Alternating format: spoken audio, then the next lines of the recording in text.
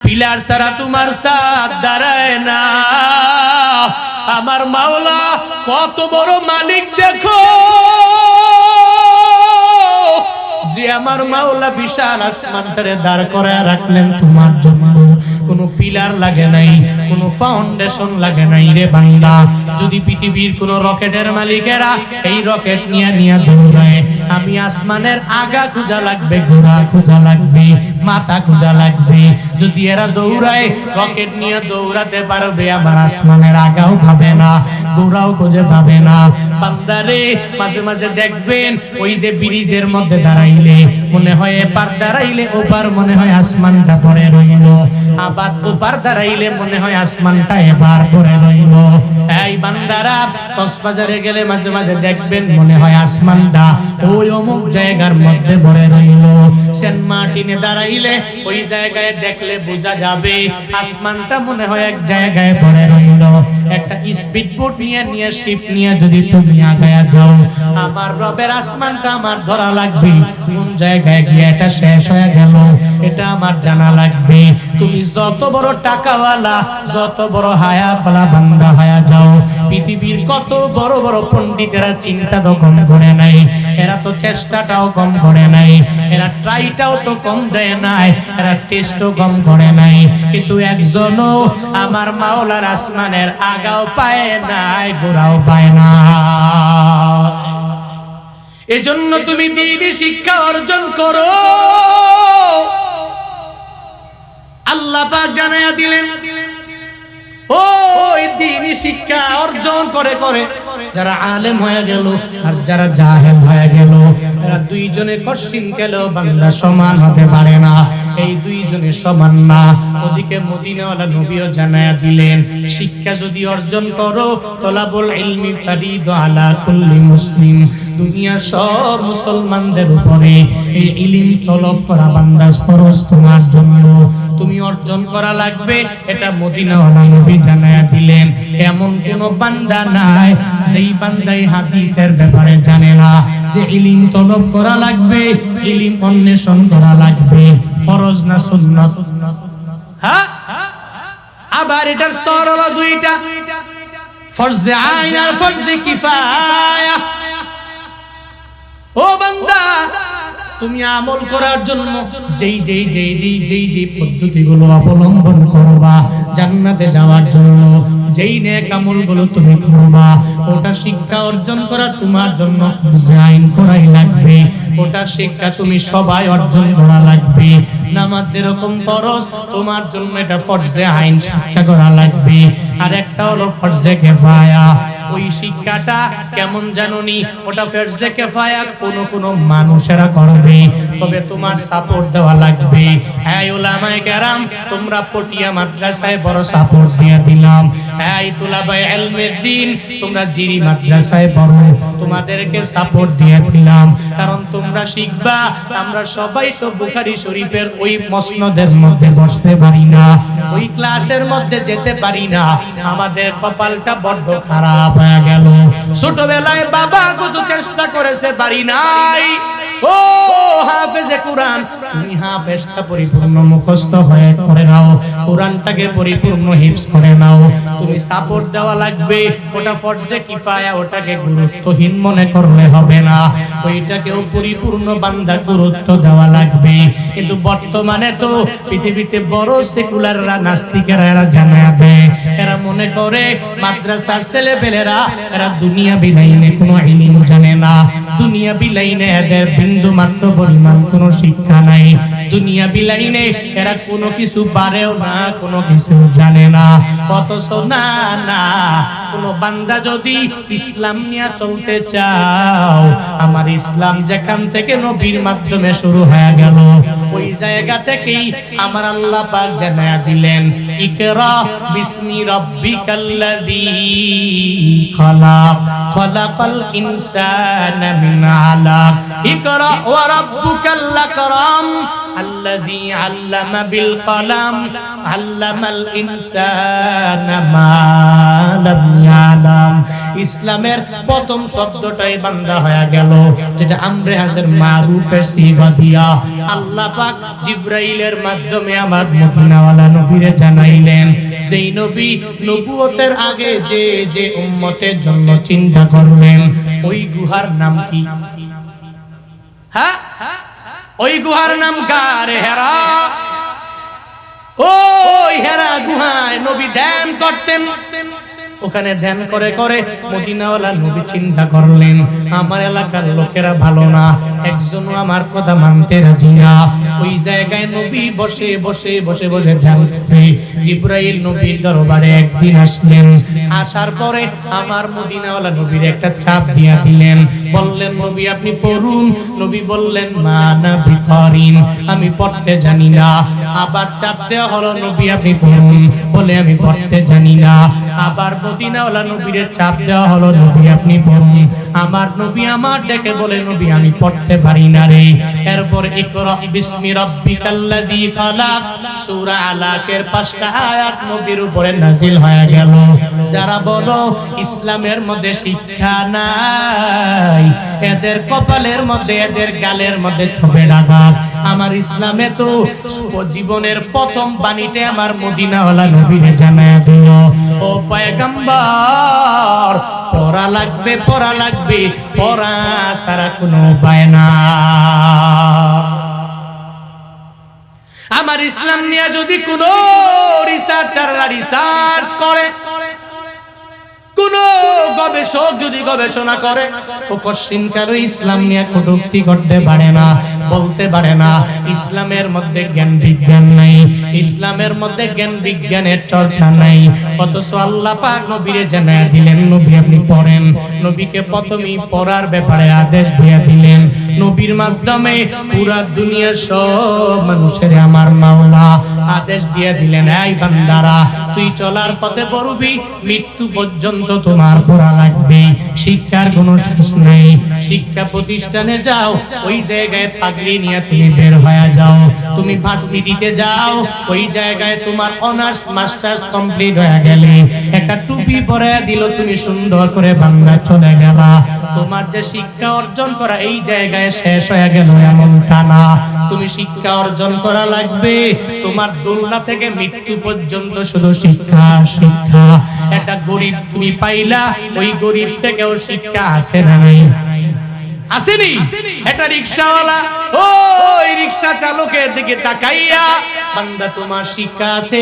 একটা বাসের ড্রাইভারের সাথে একটা বাস দিয়া জার্নি করলা, ওই বাস ড্রাইভারের মাধ্যমে বান্দা তোমার আমার জন্য শিক্ষা কোথাও শেষ হবে না।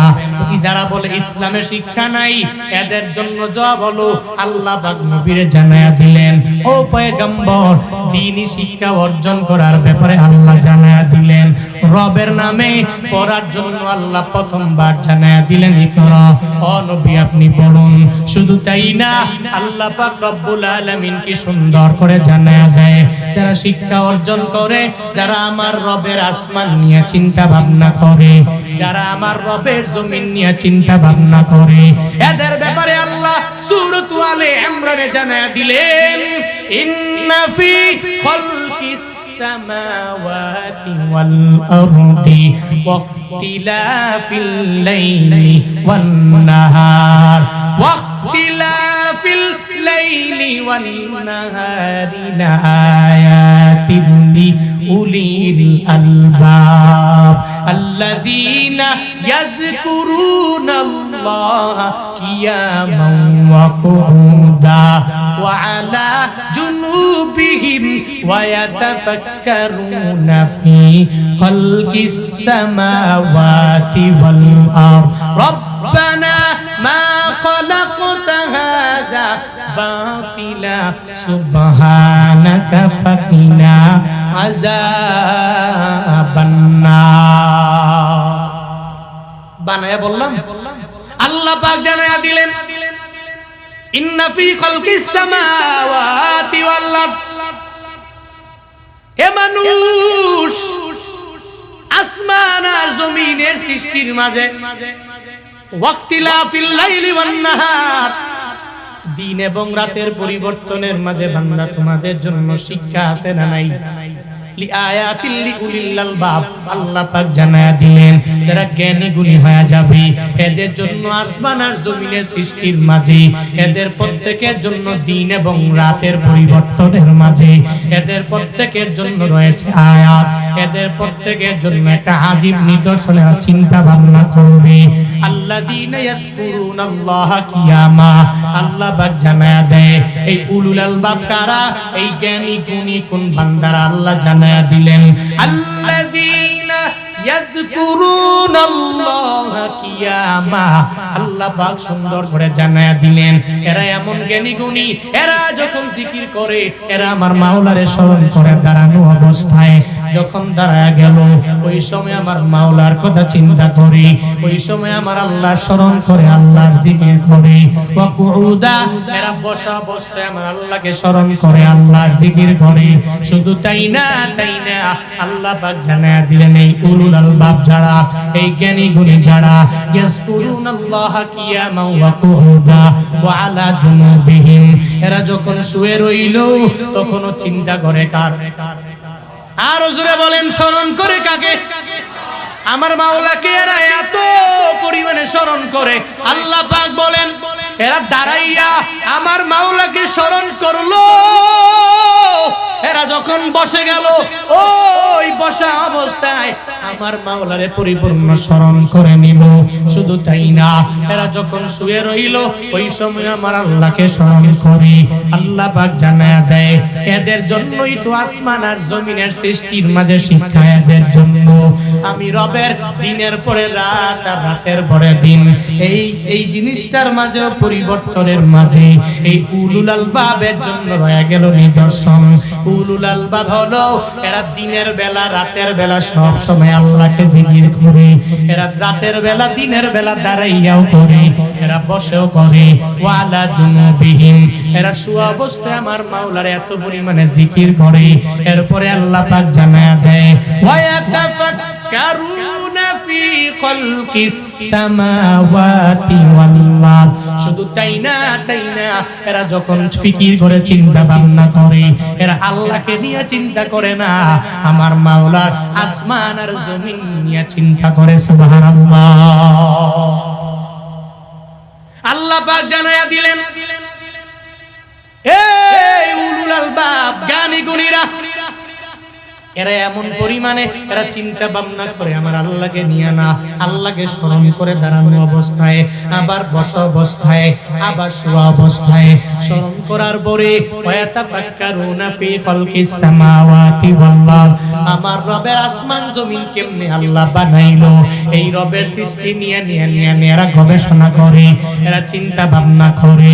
যারা বলে ইসলাম এটা সমর্থন করে না, এরা বান্দা তোমরা ইসলাম সম্পর্কে বিন্দু মাত্র ধারণা নাই। আমার মাওলা কোরআনের মধ্যেও জানায়া দিলেন বান্দারে তোদের জন্য আসমান আর জমিন যে আমি আল্লাহ বানাইলাম এটার মাঝে বান্দা তোদের জন্য আছে শিক্ষা। তুই আমি রবের নিয়ে চিন্তা করার কোনো মানে নাই, আমি রবের নিয়ে চিন্তা করার কোনো প্রয়োজন নাই। আমি আল্লাহর সৃষ্টি জগৎ নিয়ে চিন্তা করো, কত সুন্দর করে আমি আল্লাহ আসমানটারে বানাইলাম, কত সুন্দর করে আমি আল্লাহ জমিনটা বানাইলাম। একটু যদি চিন্তা করে কোন জ্ঞানীরা, কোন উলুল আলবাবের একজন সমর্থিত ব্যক্তিরা যদি চিন্তা করে আল্লাহ পাক রব্বুল আলামিন এই বিশাল আসমানটারে যে আল্লাহ বানায়া রাখলেন, কোন রিসার্চার যদি আসমান নিয়ে রিসার্চ করে এরা আল্লাহকে ভুলে যেতে পারে না, আমার মাওলার নাফরমানি এরা করতে পারে না, ঠিক কিনা? বাংলাদেশের সেকুলাররা দেখবেন বাংলাদেশে আমার মাওলারে নিয়ে কটূক্তি করে না, কটূক্তি করার জন্য লন্ডনে গেল, ইংল্যান্ডে গেল, আমেরিকায় গেল, নিউ ইয়র্কে গেল, ওই জায়গায় বসে বসে অনলাইনের মাধ্যমে বলে আমি আল্লাহ টাল্লাহ মানি না, দেয়ার ইজ নো গড। দুনিয়াতে গড বলতে দুনিয়াতে কোনো কিছুই নাই, আল্লাহ বলতে কিছুই নাই, অটোমেটিক সব হয়ে গেল। আল্লাহ আল্লাহ কয় আমি রবের জ্ঞানী গুণী যেই বান্দারা হয়ে যাবে এরা আমি রবের নিয়ে চিন্তা করবে না, এরা চিন্তা করবে আমার মাওলা কত সুন্দর করে আসমান বানালেন, আমার মাওলা কত সুন্দর করে করে এই বিশাল জমিনটা বান্দার জন্য আল্লাহ বানায়া দিলেন।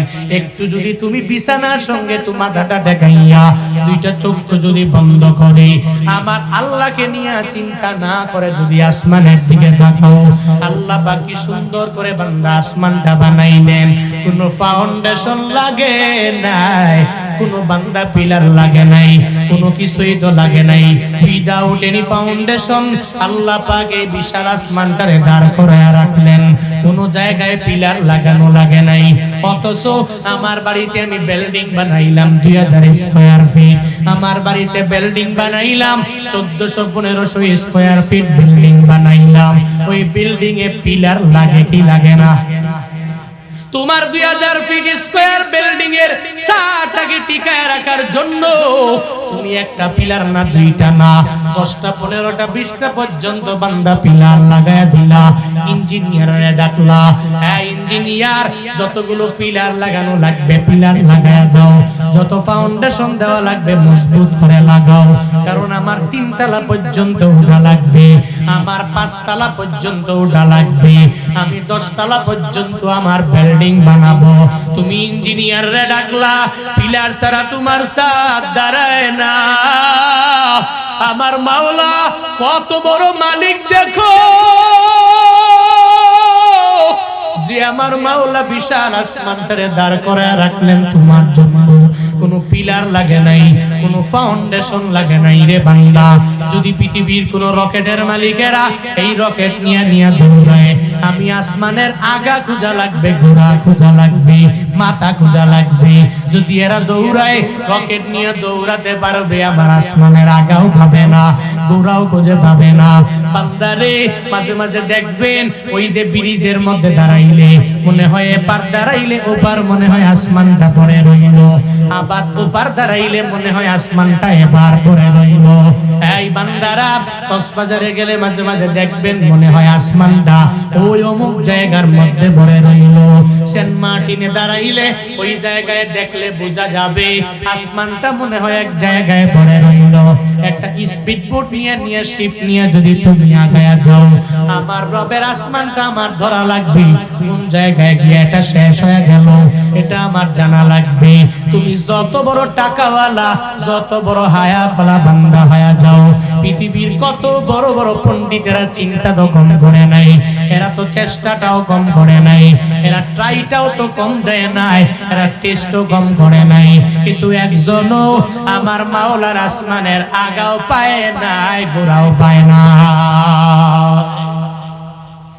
এরা যদি আল্লাহর চিন্তা বাদ দিয়া আমার রবের আসমান নিয়ে চিন্তা করত, আমার রবের জমিন নিয়ে যদি চিন্তা করত, তাহলে আমার রবকে অটোমেটিক এরা চিনে যেত। এই বান্দারা শিক্ষা অর্জন করার ব্যাপারে আল্লাহ আয়াতেও জানায়া দিলেন। মুফাসসিরিনে কেরামগণ বলেন, যারা উলুল আলবাব, যারা জ্ঞানী গুণী, এরা জ্ঞানী গুণীরা এরা আল্লাহকে স্মরণ করবে, আসমান নিয়ে গবেষণা করবে, এরা জমিন নিয়ে গবেষণা করবে। এই গবেষণা করার পরে আমার মাওলাকে এরা ভুলে যাবে না, এরা বলবে রব্বানা মা খালাকতা হাযা বাতিলান সুবহানাকা ফাকিনা আযাবান নার। এরা বলবে রব্বানা, ও দয়ার মালিক, ও আমাদের রব, মা খালাকতা হাযা বাতিলা, তুমি যে আসমান বানাইলা, জমিন বানাইলা, যা বানাইলা, একটাও তো তুমি অনর্থক বানাও নাই, একটাও তো তুমি বাতিল বানাও নাই। আল্লাহ গো, তুমি অনেক বড় পবিত্র আমার মাওলা। ফাকিনা আযাবান নার, তোমার আযাব অনেক বড়, ওই আযাব থেকে পরিত্রাণ আমার বাঁচা লাগবে। কারা কি বলে? আল্লাহর কাছে বলে, আল্লাহ তুমি আসমান বানাইছো, জমিন বানাইছো, আমি রিচার্জ করলাম, আমি আমার জ্ঞান দিয়ে, জ্ঞান গরিমা দিয়ে আমি চিন্তা করে দেখলাম এই আসমান তুমি অনর্থক বানাও নাই, আমি চিন্তা করে দেখলাম এই জমিন তুমি অনর্থক বানাও নাই, আমি চিন্তা করে দেখলাম দুনিয়াতে মানুষ তুমি অনর্থক বানাও নাই, আমি চিন্তা করে দেখলাম দুনিয়াতে একটা গরু অনর্থক তুমি বানাও নাই, চিন্তা করে দেখলাম দুনিয়াতে একটা ওট অনর্থক তুমি বানাও নাই, আমি চিন্তা করে দেখলাম দুনিয়াতে একটা মহিষ তুমি অনর্থক বানাও নাই। আল্লাহ দুনিয়াতে তুমি যা বানিয়েছো একটাও অনর্থক বানাও নাই, প্রত্যেকটার পেছনে উদ্দেশ্য আছে না নাই? আরো জোরে বলেন, আছে না নাই উদ্দেশ্য? আল্লাহ পাক আয়াতের মধ্যে জানায়া দিলেন, ওয়াতাফাক্কারুনা ফি খালকিস সামাওয়াতি ওয়াল আরদ, এই যে চিন্তা ভাবনা করবে, ইয়াতাফাক্কারুনা, আল্লাহ পাক যে জানায়া দিলেন জমা মুযাক্কারে গায়ব, জমা এখানে তারা, ওরা কারা? ওরা উলুল আলবাব, ওরা জ্ঞানী গুণী। এরা জ্ঞানী গুণীরা যখন জ্ঞান গরিমা এদের ভিতরে আল্লাহ পাক ঢুকায়া দেন, এরা আসমান নিয়ে গবেষণা করে, জমিন নিয়ে গবেষণা করে। যারা বলে ইসলামে কোনো গবেষণা নাই, ইসলামের মধ্যে যারাই ঢুকে এরা জ্ঞান গরিমা এত বেশি সর্বোচ্চ লেভেলে যেতে পারে না, এরা তাহলে বোকার সাগরে আছে। এরা জানে না আমার ইসলামটা শুরুই হইছে পড়া দিয়া, মৃত্যু পর্যন্ত খালি পড়তে হবে। এটা দুনিয়াবি লাইনেও পড়বে, এরা দ্বীনি লাইনেও পড়বে, এরা কোরআনটাও মুখস্থ করবে, আবার কোরআন দ্বারা নিজের জিন্দেগিটা গঠন করবে, আবার কোরআন দ্বারা এরা সমাজ চালাবে, কোরআন দ্বারা এরা পরিবার চালাবে, কোরআন দ্বারা রাষ্ট্র চালাবে, কোরআন দ্বারা এরা পুরো পৃথিবীতে সব জায়গায় বাস্তবায়ন করার জন্য এরা ট্রাই করবে। এরাই কোরআন দ্বারা নিজের জিন্দেগিটাকে গঠন করবে। এরা উলুল আলবাব, এরা জ্ঞানী গুণী। এটা আল্লাহ পাক জানিয়েছেন ইসলামের মধ্যে যারা ঢুকলো এরা কামিয়াব। আর এরাই সবচেয়ে বেশি গবেষণা করতে পারবে, এরাই রিসার্চ করতে পারবে। মনে রাখবেন কোরআনের জ্ঞানে যারা জ্ঞানী হয়েছে এরাই পৃথিবীর সর্বশ্রেষ্ঠ রিসার্চার বলে বিবেচিত হয়েছে। কুন আলিমান আও মুতাআল্লিমান আও মুস্তামিয়ান আও মুহিব্বান লাহুম, মদিনাওয়ালা নবী জানায়া দিলেন আলেম হয়ে যাও, হতে পারো নাই। ওই আলেমের একজন ছাত্র হয়ে যাও, তাও হতে পারো নাই। তোমার কপাল বড় খারাপ, ও বান্দা তুমি শ্রবণকারী হয়ে যাও, তাও তুমি পারো নাই। এরপরে এদের পরিপূর্ণ মহাব্বত বান্দা তুমি করবা, বাট ওয়ালা তাকুনিল খামিস, তবে 5 নাম্বার হয় না। এই 4টা পর্যন্ত তোমাকে আমার মদিনাওয়ালা নবী জানায়া দিলেন। তো এই 5 নাম্বারে এদের যায় যদি তুমি ঘৃণা করা আরম্ভ করে দাও, এদের যদি তুমি মানুষই মনে না করো, মনে রাখবা ধ্বংস তোমার প্রতি অনিবার্য। এটা মদিনাওয়ালা নবী জানায়া দিলেন। ও পটিয়ার মানুষেরা, ও শেখপাড়ার মানুষেরা, এই আজিমপুরের মানুষেরা, আজকে থেকে মনোযোগের কান লাগায়া বান্দা শুনবা। যতদিন দুনিয়ার মধ্যে বাঁচবা নিজের এমন এক ইলমওয়ালা বানাইবা, পারলা না। মুস্তামিয়ান হয়ে যাবা, তাও পারলা না। এই বান্দারে একটা আলেমের ছাত্র হওয়ার জন্য চেষ্টা করবা, নতুবা এদের পরিপূর্ণ মহাব্বত করবা। মনে রাখবা নিজে হতে পারো নাই, ছেলেটারে মাদ্রাসার মধ্যে দিয়ে দিবা। ছেলেটা মাদ্রাসায় পড়বে, ওখান থেকে হাফেজে কোরআন হয়ে যাবে, ছেলেটা আলেমে কোরআন হয়ে যাবে। ছেলে যদি মাদ্রাসায় পড়ে হাফেজে কোরআন হয়, আলেমে কোরআন হয়ে যায়, কি পরিমাণ ফায়দা এটা মদিনাওয়ালা নবীও জানায়া দিলেন। তবে আমি ছোট্ট একটা ঘটনা ইন্সপায়ার করার জন্য বান্দা প্রায় জায়গায় গেলে বলি, আমার নিজের লাইফের সাথে সংশ্লিষ্ট একটা ঘটনা, আমার বয়ানের জগতের সাথে একটা ঘটনা আমি প্রায় জায়গায় গেলে বলি। উত্তরবঙ্গের এক জেলা কুড়িগ্রাম জেলা, নাম শুনছেন? কুড়িগ্রামের নাম শুনেন নাই? নাম তো শুনছেন। কুড়িগ্রাম জেলা, ওই কুড়িগ্রাম একটা উপজেলা আছে, নাগেশ্বরী উপজেলা। ওই উপজেলার মধ্যে গত বছরে আমার এক প্রোগ্রাম, আমি গেলাম একটা মাদ্রাসার বড় প্রোগ্রামের মাঝে। ওই মাদ্রাসার বিস্তারে ফজিলত উপলক্ষে মাহফিল। ওই মাহফিলে পাগড়ি দেওয়া হবে হুফাজে কোরআন যারা, এদের পাগড়ি দেওয়া হবে। আমি পাগড়ি দেওয়ার আগে ওই স্টেজের মধ্যে বয়ান করার জন্য বসে গেলাম। আমার বয়ানের আগে মাদ্রাসা সভাপতি সাহেব মাইকটা হাতের মধ্যে নিয়া একটু মাদ্রাসার ব্যাপারে বক্তব্য দিয়ে দিলেন। একটা পর্যায়ে একটা কথা বলতে গিয়া চোখের পানি ছেড়ে দিলেন। তিনি আমাকে উদ্দেশ্য করে বলে, ও কুমিল্লার হুজুর, আমি আজ বড় ধন্য, কিন্তু আমার মনটা তো আমি মানাইতে পারি না। আপনি বয়ান করার জন্য একটু পরে করবেন। আমি স্টেজের মধ্যে আসলাম, আমার কথা বলার মতো যোগ্যতা স্টেজের মধ্যে আমার নাই। তবে হুজুর আমার মনটা মানায় না, আবার মনটা খুশি, আমি হাসতেও পারি না, আমি কান্নাও করতে পারি না। স্টেজের মধ্যে আমায় বলে হুজুর একটু পরে আপনি অনেকগুলো ছাত্রের মাথার মধ্যে পাগড়ি দিয়ে দিবেন, অনেকগুলো হাফেজে কোরআন যাদের মাথার মধ্যে আপনি পাগড়ি ঘোরাবেন। এই 7 জনের মাঝে একজন আছে যার মা নেই, মা সারা দুনিয়াটা তার অন্ধকার হয়ে গেল। আমি হলাম তার বাবা, এই দুনিয়াতে আমার স্ত্রীও নাই, আমার এই হাফেজে কোরআন এই ছেলেটার মা দুনিয়ার মাঝে নেই। এটা বলার পরে সঙ্গে সঙ্গে চোখের পানি ছেড়ে কান্না করে দিল, আর সবার কাছে একটা কথাও বলতে পারে না। কান্না নিয়ে নিয়ে চোখের পানি ছেড়ে দিয়ে দিয়ে বলে, ও সুতারা, ও হুজুর আমার ছেলের জন্য একটু দোয়া করে দিবেন, কারণ ওর মা নাই। মা ছাড়া একটা ছেলে তো চলতে পারে না, মা ছাড়া একটা ছেলে তো দুনিয়াতে সুন্দর করে অগ্রগামী হতে পারে না। এরপরেও আমি অন্য কোথাও কোনো নারীকে বিয়ে করি নাই, আমি এই ছেলেটারে দেখাশোনা করে করে বড় বানাইলাম। আজকে এই বিশাল ভরপুর মজলিসে এই স্টেজের মধ্যে এই ছেলেটা পাগড়ি নিয়ে নিবে, আপনি তার জন্য মাথায় হাত বুলাই একটু দোয়া করে দিবেন। আমি সবার মাথার মধ্যে পাগড়ি দিয়ে দিব, আমি এক এক করে 6 জনের মাথার মধ্যে পাগড়ি দিয়ে দিলাম। আমি তাকায়া দেখি সবার মুখের মধ্যে হাসি। আল্লাহ পাক এই 30 পারা কোরআন তাদের সিনার মধ্যে ঢুকায়া দিল। এদের মনটা কেন ভালো হবে না? এদের মনটা অটোমেটিক ভরে গেল। এরা অটোমেটিক চোখের পানি ফেলায় না, বরং হাসি। এদের গালে হাসির অভাব নাই, এদের মুখে চোখের মধ্যে হাসির অভাব নাই। কেন কেন জানো নি? কারণ 30 পারা কোরআন যার সিনার মধ্যে ঢুকাইলো, ওর কপালটা ভালো না খারাপ? হ্যাঁ, কি পরিমাণ ভালো কপাল, এত পরিমাণে ভালো। এরা চোখের পানি ফেলে কান্না করে না। এত বড় মজলিসেদের মুখের মধ্যে একটা হাসি হাসি ভাব দেখতে পেলাম। আমি সবার মধ্যে পাগড়ি ঘুরাইলাম। 7 নম্বরে আমি যার মাথায় পাগড়ি দিয়ে দিব, ওই ছেলেটা আমার বরাবর আসলো। আমি তার মাথার মধ্যে যতই পাগড়ি বেজালাম, আমি তাকায়া দেখি তার চোখের মধ্যে কোনো হাসি নাই, তার মুখের মধ্যেও বিন্দু মাত্র পরিমাণ কোনো হাসি নাই। আমি দেখি তাকাইয়া একটু কান্না করবে করবে করবে ভাব। আমি তাকে জিগাইলাম, ছেলে রে, আমি বুঝলাম না এই ভরপুর মজলিসে 30 পারা কোরআনটা তুমি সিনার মধ্যে ঢুকাইয়া তুমি কেন হাসো না? কেন চোখের পানি ফেলায়া কান্না করবা করবা ভাব? সঙ্গে সঙ্গে যাকে বলে, ও হুজুর আমার মা নাই, এই দুনিয়াতে যদি আমার মা থাকতো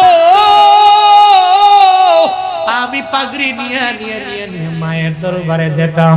আমার মা কত মায়া করে করে আমারে বুকের মধ্যে জড়ায় নিত। আমার মা আমারে কি পরিমাণ মহাব্বত করত। আমার মা আমারে মায়া করে করে করে হাফেজে কোরআন বলি নিজেরে গর্বিত মনে করত রে হুজুর। কিন্তু আমার মা নাই।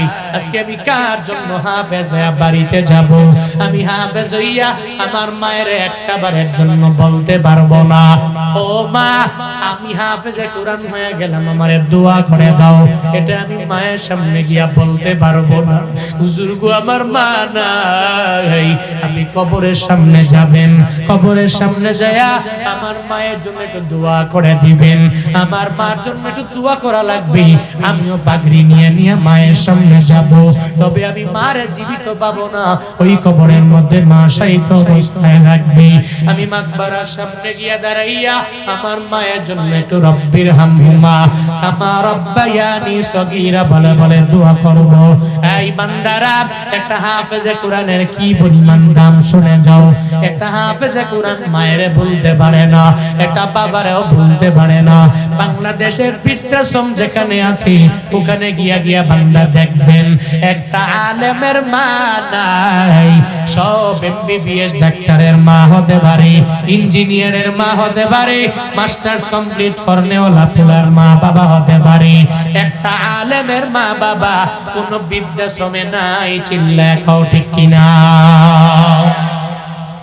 আলেমের মা বাবা বৃদ্ধাশ্রমে থাকে না। ও আলেমের অন্তরে আছে। আমার মা বাবা আমারে ছোটবেলায় লালন পালন করেছি, এখন আমার মা যদি বুড়া হয়ে গেল, বাবাও যদি বৃদ্ধ হয়ে গেল, আমি কশিনকালেও তার বৃদ্ধা আশ্রমে নিয়ে যেতে পারি না, ওখানে দিতে পারি না। আমার মা আমার ঘরে থাকবে, আমার বাবা আমার ঘরের মধ্যে থাকবে। বাবারে যদি দ্বীনি শিক্ষা যদি ওই ছেলের অন্তরের মধ্যে ঢুকায়া দাও, কশিনকালেও নিমুখ হারাম হবে না, কশিনকালেও বেঈমান হবে না। সঙ্গে সঙ্গে আমি যখন বয়ান শেষ করে দিলাম, এই ছোট্ট বাচ্চাটাকে নিয়ে নিয়া যখন আমি রওনা হয়ে যাব, নতুন পাগড়ি নিয়ে নিয়া মাকবারার সামনে গিয়ে দাঁড়ায় গেলাম। সূরা ফাতিহা ইখলাস পড়লাম, সূরা তাকাসুর পড়ার পরে দুরূদ পড়ার পরে আমি বললাম, আজকে আমি নিজে দোয়া দিব না, এই যে হাফেজে কোরআন তার মায়ের জন্য এই পবিত্র জবান নিয়ে নিয়ে সে দোয়া করবে, তার মায়ের জন্য সে নিজেই দোয়া করবে। এটা বলতে দেরি ওই হাফেজে কোরআন সঙ্গে সঙ্গে দুইটা হাত বাড়াইয়া আমার মাওলার দরবারে আবদার জানায়, আল্লাহ গো, আমি হাফেজ হয়েছি, আমার মাথার মধ্যে পাগড়ি আমি দিয়ে দিলাম, কিন্তু আল্লাহ আমার মাটারে তুমি নিয়ে গেলা, এই দুনিয়াতে আমার মা নাই, আমি মায়ের কাছে যাইতাম, আমার পাগড়ি নিয়ে নিয়া ওই মায়ের দরবারে গেলে আমার মা আমারে আদর করত। তার আঞ্চলিক ভাষায় যখন দোয়াটা বান্দা দিয়ে দিল, বান্দারে সব মানুষেরা হাউ মাউ করে কান্না করে, একজন এতিমের কান্না দেখে কেউ চোখের পানি ধরে রাখতে পারে নাই, মা হারাইয়া চোখের পানি ফালায় আমার মাওলার দরবারে বলে, ও আল্লাহ, আমার মা আমাকে ছোটবেলায় কত কষ্ট করে করে করে আমার মা আমার লালন পালন করলো, আজকে আমার মা নাই, ও আল্লাহ, এই কবরের মধ্যে তুমি মায়ের কবর জান্নাতের বাগান বানায়া দাও। বান্দারে দ্বীনি শিক্ষা যদি অন্তরের মধ্যে না থাকে, ওই মায়ের কবরের সামনেও যাবে না, ওই বাবার কবরের সামনেও যাবে না। শুদ্ধ করে রব্বির হামহুমা কামা রব্বায়ানি সগীরা, সেই ছোট্ট এই আয়াতে কারিমাটা পর্যন্ত বলতে পারবে না, কিন্তু যদি দ্বীনি শিক্ষা অর্জন করে নাও, নিজের যদি হাফেজ বানায়া নাও, নিজের ছেলেটাকে যদি আলেম বানায়া নিতে পারো, তোমার মরণের পরে মাকবারার সামনে যাবে, তোমার মরণের পরে কবরের সামনে যাবে, আর ওই ছেলে মেয়ে যাইয়া যদি তোমাকে চোখের পানি ফেলায়া যদি তোমার জন্য দোয়া করে, ও দয়ার মালিক, আমার মা বাবার কবর তুমি জান্নাতের বাগান বানায়া দাও। ওই সন্তানের দোয়ার বদৌলতে কবর যদি জাহান্নামের গর্ত হয়ে যায়, ওই সন্তানের দোয়ার বদৌলতে আমার মাওলা ওই কবর জান্নাতের বাগান বানায়া দিতে পারে, ওই কবর জান্নাতের বাগান হয়ে যেতে পারে ওই ছেলে মেয়ের দুয়ার বদৌলতে। ও পটিয়ার মুসলমানেরা, আজকে থেকে বান্দা তুমি ওয়াদা করে নাও, দ্বীনি শিক্ষা এত পরিমাণে গুরুত্বের মনে করবা যে আমার দুনিয়া বিলাইনেও ফায়দা হবে, আমার আখিরাতের লাইনেও বড় ফায়দা হয়ে যাবে, দ্বীনি লাইনে অগ্রগামী হয়ে যাও। শুধু তাই না, শিক্ষা তুমি অর্জন করে নাও, দ্বীনিও করবা, আবার দুনিয়া বিলাইনেরও বান্দা শিক্ষা অর্জন করো, নিজেরে চলার পথে একজন আলেম বানায় নাও। কারণ আল্লাহ পাক জানায়া দিলেন, যারা জানে তারা জানে না, এরা সমান হতে পারে না। আর দুই নম্বরে নসিহত যুবকদের জন্য, যারা যুবক হয়ে গেল, যুবকদের শরীরের মধ্যে রক্তটা গরম না ঠান্ডা? হ্যাঁ, কি পরিমাণে গরম! হুজুরের কথা মানতে রাজি না। হুজুর যদি কয় তুমি নামাজে আসো, হুজুর জানেন না শরীরের মধ্যে যে পাওয়ার, এখন কি নামাজ পড়ার সময় নাকি, এখন কি আমল করার সময় নাকি? আমি বুড়া হয়ে যাব, আমি বৃদ্ধ হয়ে যাব, আমার ঘরের মধ্যে একটা সুন্দরী রমণী আসবে, ওই রমণীর থেকে ফুটফুটে আমার সন্তান আসবে, আমার সন্তানগুলো অটোমেটিক ভাবে বড় হয়ে যাবে। আমি সৌদি আরবে মক্কায় যাব, মদিনায় যাব, মক্কা মদিনায় যাইয়া আমি হজ উমরা করে করে এরপর ওই জায়গা থেকে সুন্দর করে আমি একটা জুব্বা বানাবো, একটা তুফ আমি কিনে আনবো, এই তুফটা এনে আমি বাড়িতে পড়বো, এরপরে আমি 5 বেলার নামাজ পড়বো, এরপরে আমি 30টা রোজা রাখবো, এরপরে আমি নেক আমল করবো। এই যুবকেরা, তোমরা এই চিন্তা নিয়ে চললে হবে না, বৃদ্ধ পর্যন্ত বাঁচবা, ওই গ্যারান্টি দুনিয়ার কেউ দিতে পারবে না, তোমার মাও দিতে পারবে না, তোমার বাবাও দিতে পারবে না, দুনিয়ার কেউ তোমাকে দিতে পারবে না। সময় থাকতে এই জুয়ানকালে যৌবনকালের মূল্যায়ন করিও, সময় থাকতে বান্দা মূল্যায়ন দিয়ে দিও। কারণ মদিনাওয়ালা নবী তো জানাইছি, সাবআতুন যুজিল্লুহুমুল্লাহু ফি জিল্লিহি ইয়াওমা লা জিল্লা ইল্লা জিল্লুহু, আল ইমামুল আদিল ওয়া শাবুন নাশা ফি ইবাদাতি রাব্বি। আসরের ময়দানে আরশে মুআল্লার ছায়া ছাড়া আর কোনো ছায়া থাকবে না, শুধু আরশে মুআল্লার ছায়া। ওই আরশে মুআল্লার নিচে আল্লাহ পাক 7 গুণে গুণান্বিত বান্দা যারা, 7 শ্রেণীর বান্দাদেরকে আল্লাহ পাক মায়া করে ওই আরশে মুআল্লার নিচে জায়গা করে দিবে। 1 নম্বরে ইমামে আদিল, যে ইমাম আদিল হয়ে গেল, নিজে আদালত পরিপূর্ণ কায়েম করলো, ওই ইমামটা আদিল হওয়ার কারণে আরশে মুআল্লার নিজে জায়গা দেওয়া হবে। 2 নাম্বার ওয়াশাবুন নাশা ফি ইবাদাতি রাব্বি, ওই যুবকেরা, যেই যুবকেরা এদের যৌবনকালের সময়টারে প্রায়োরিটি দিয়ে দিল। কিভাবে প্রায়োরিটি দিল? মানে যৌবনকালের নামাজ পড়লো, যৌবনকালে রোজা রাখলো, যৌবনকালে নেক আমল করলো। কি পরিমাণ দামি হবা জানোনি?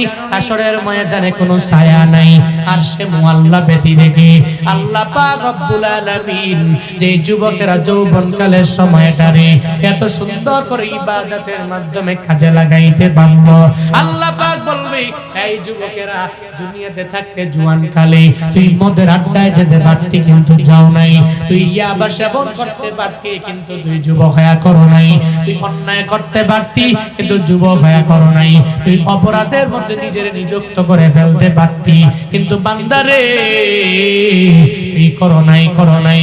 তুই তোর জুয়ান কালটারে এত সুন্দর করে দামি বানায়া দিলা।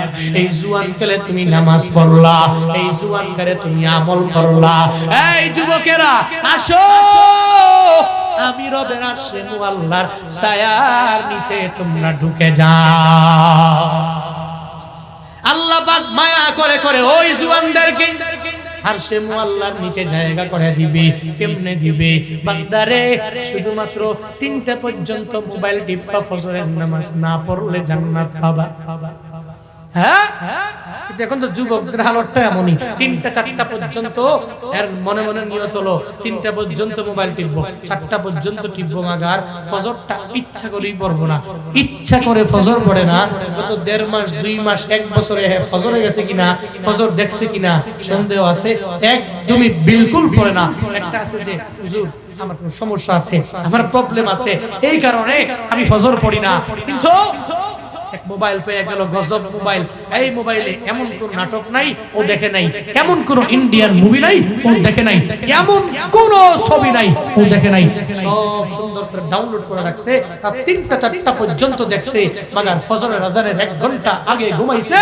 মুয়াজ্জিন বারবার তারে ডাকে, এই মুসল্লি নামাজে আসনা, এই মুসলিম তোর উপরে তো ফরজ, ফজরের নামাজটা ফরজ, তোর তো উঠা লাগবে, তুই তো মসজিদে আসা লাগবে, তোর তো নামাজ পড়া লাগবে। কারণ ফজর তো কোনো হিন্দু পড়বে না, ফজর তো কোনো খ্রিস্টান পড়বে না, ফজর তো কোনো বৌদ্ধ পড়বে না। আজকেও জুমার নামাজে খতিব সাহেব যিনি ছিলেন, খতিব সাহেব উনি নিজে আক্ষেপ করে বলছেন যে আমার জুমাতে এই যে এতগুলো মুসল্লি হইল, আসরে কি এদের জন্য এই নামাজটা ফরজ না? অবশ্যই ফরজ, কিন্তু আসরে তো এই মুসল্লিগুলা নাই। জুমাতে যতগুলা মুসল্লি, আসরে কি এত মুসল্লি হয়? কথা বলে না কেন? সারা পৃথিবীর মুসলমানদের রাজত্ব কায়েম হবে তখন ফজরের মুসল্লি আর জুমার মুসল্লি যখন এক হবে, তখন সারা পৃথিবীতে মুসলমান দায়িত্ব নিয়ে পুরো পৃথিবীটাকে পরিচালনা করতে পারবে, এরা দায়িত্বরত থেকে কর্তৃত্ব খাটাতে পারবে। কিন্তু আজও তো মুসলমানরা হতে পারলো না। এরা ফজরের নামাজে কম, জুমায় বেশি, জোহরে কম, জুমায় বেশি, আসরে কম, জুমায় বেশি, মাগরিবে কম, জুমায় বেশি, এশায় কম, জুমায় বেশি। মাঝে মাঝে তো কিছু এলাকায় আমরা নামাজ পড়া শুরু হয়, এই গ্রামে গঞ্জে মাগরিব এশা তখন আমরা পড়ি, হায় হায় হুজুর কি বলবো, মাত্র 3-4 জন কোন রকম নিয়ে নামাজটা পড়ে। তো আমরা গাড়ি থেকে 4 জন আছি, ওখানে গিয়ে হুজুর নামলে তো কিছু লোক বাড়ে, এরপরে কোন রকম নামাজটা চালায়। ইমামে তো মনে মনে কয় এই 3 জন নিয়ে আমিও চালাইতেছি, চলতেছে, তো ইমাম করব কি? কিছু করার তো নাই। কারণ ইমাম তো বারবার কয় তুই নামাজ পড়ো না কেন? হ্যাঁ তো কয় নামাজ এখন পড়বো না, বুড়া হয়ে গেলে পড়বো। এই যুবকেরা তুই মোবাইল চালাও তবে অসুবিধা নাই, তুই ল্যাপটপ চালাও অসুবিধা নাই, তবে সাবধান, আজকে থেকে নিয়ত করো আমি মোবাইল চালাবো, তবে নামাজের টাইমে আমার মোবাইল ইউজ করাটা বড় না, আমার নামাজ বড় হতে পারে। আমি ল্যাপটপ চালাই, আমার নামাজের সময়ে ল্যাপটপ বড় হতে পারে না, আমার নামাজটাই বড় হবে। সাহাবী কুড়াল নিয়ে কাজ করছে, কুঠার নিয়ে কাজ করছে, যাচ্ছে, আল্লাহু আকবার, আল্লাহু আকবার। তো আল্লাহ বড়, আল্লাহ সবচেয়ে বড়। কুঠার পিছনে ছাইরা দিছে, কুঠার চলে গেছে। বাকিরে তুই কুঠার ছাড়লি কেন? এই কাজটা করেও তো আজানের পরে যেতে পারতা, হয় না? আল্লাহ বলছে, মুয়াজ্জিন বলছে আল্লাহু আকবার, যে আল্লাহ পাক অনেক বড়। তো আল্লাহ বড় বলার পরেও যদি আমি আমার কুঠার নিয়ে আমার কার্যক্রম যদি আমি কন্টিনিউ করতে থাকি, তো আল্লাহকে কি বললাম, তোমার চাইতে আমার কুঠারের কাজ করা সবচেয়ে বেশি বড়। আমি তো এটাই বললাম, কিন্তু না, আমি কশিন কালো এটা করতে রাজি না। আমার মোবাইল ইউজ এটা আমাকে নামাজ থেকে বিরত রাখতে পারে না, আমার ল্যাপটপ চালানো আমাকে নামাজ থেকে বিরত রাখতে পারে না। যুবকেরা, এই নওজোয়ানেরা, বৃদ্ধ বাবারা, যারা যাদের যতটুকু বয়স হয়েছে, টাচ মোবাইল তো আর কেউ কম চালান না, তো টাচ মোবাইল চালাবেন, ঠিক আছে, তবে ভালো লাইন, টেকনোলজির যুগ, প্রযুক্তির যুগ। আপনি চাইলেই একটু অন্যায় থেকে বাঁচতে পারবেন, অপরাধ থেকে বাঁচতে পারবেন। আপনি ইউটিউবে ঢোকার পরে ডান দিকে যান, আপনি বাম দিকে যায়েন না, ওখানে ডান বাম দুইটাই আছে। আপনি ডানে গেলে তো আপনি ডানপন্থী, বামে গেলে আপনি বাম পন্থার একজন পথিক। তো অসুবিধা কি? আপনার যেটা মন চায় ওটাই করবেন। তবে আজকে থেকে নিয়ত করেন, আমি আমার লাইফে আর মোবাইল দ্বারা কোনো গুনাহ করব না। আজকে থেকে নিয়ত করেন, আমি আমার লাইফে আমার ল্যাপটপ দ্বারা আমি আর কোনো গুনাহ করব না। আজকে থেকে নিয়ত করেন, আমি আমার লাইফে আর কম্পিউটার দ্বারা কোনো গুনাহ করব না। আজকে থেকে নিয়ত করেন, আমি আমার লাইফে আমার মোবাইল, আমার ল্যাপটপ, আমার কম্পিউটারকে প্রায়োরিটি দিয়ে নামাজের গলায় ছুরি লাগাবো না। পারবেন তো ভাইরা ইনশাআল্লাহ? পারবেন তো ভাইরা ইনশাআল্লাহ? কারা কারা পারবেন দুইটা হাত তুলে আমার আল্লাহকে দেখান। লিল্লাহি তাকবীর, নারায়ে তাকবীর।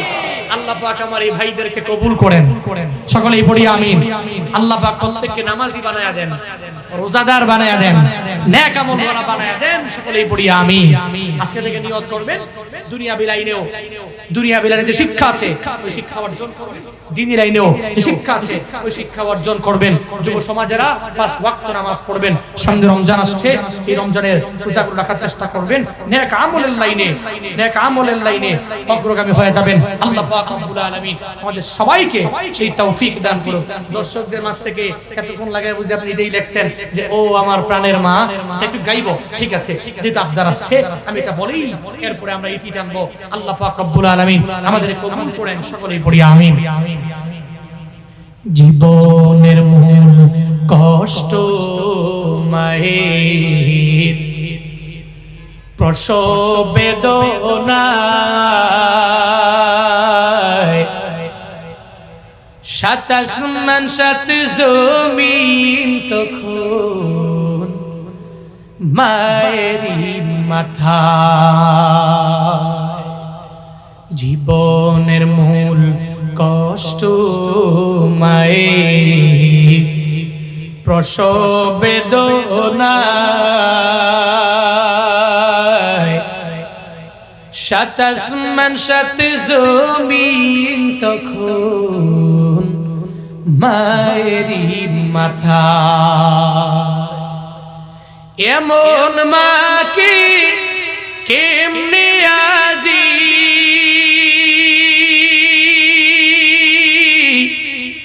এমন মাকে কেমনে আজি যাব আমি ভুলিয়া। ও আমার প্রাণের মা, মা গো মা, কোথায় গেলে মোরে ছাড়িয়া।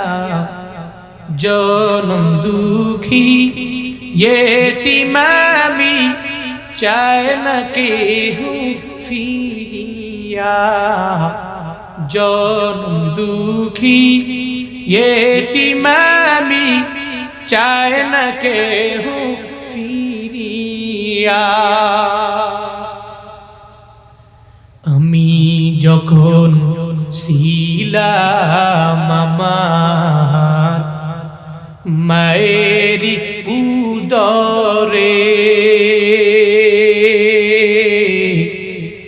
চলা ফিরা করতেন যে মায় কত কষ্ট করে। তুমি যখন ছিলাম আমার মায়েরি উদরে,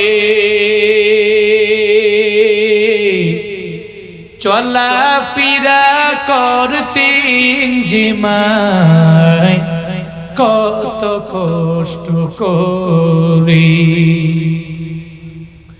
আমার সুন্দর মুখ দেখে মায়ের, আমার সুন্দর মুখ দেখে মায়ের ব্যথা যায় দেয় হাসায়া। ও আমার প্রাণের মা, মা গো মা, কোথায় গেলে মোরে ছাড়িয়া। জনম দুঃখী এতিম আমি, চায় না কেহ ফিরিয়া। জনম দুঃখী এতিম আমি, চায় না কেহ ফিরিয়া।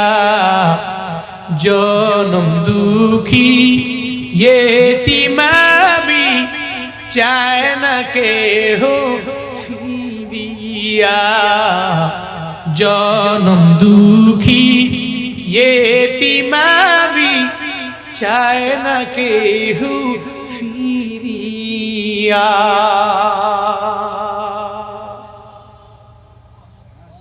মারহাবা পড়বেন না? আর একটু জোরে মাশাআল্লাহ পড়বেন না? শুনেন, পৃথিবীতে মা যে পরিমাণ কষ্ট করে আপনি বলেন, আর কেউ আপনার জন্য এত কষ্ট করছে? করছে? আপনার বউ, আপনার ছেলে, আপনার মেয়ে,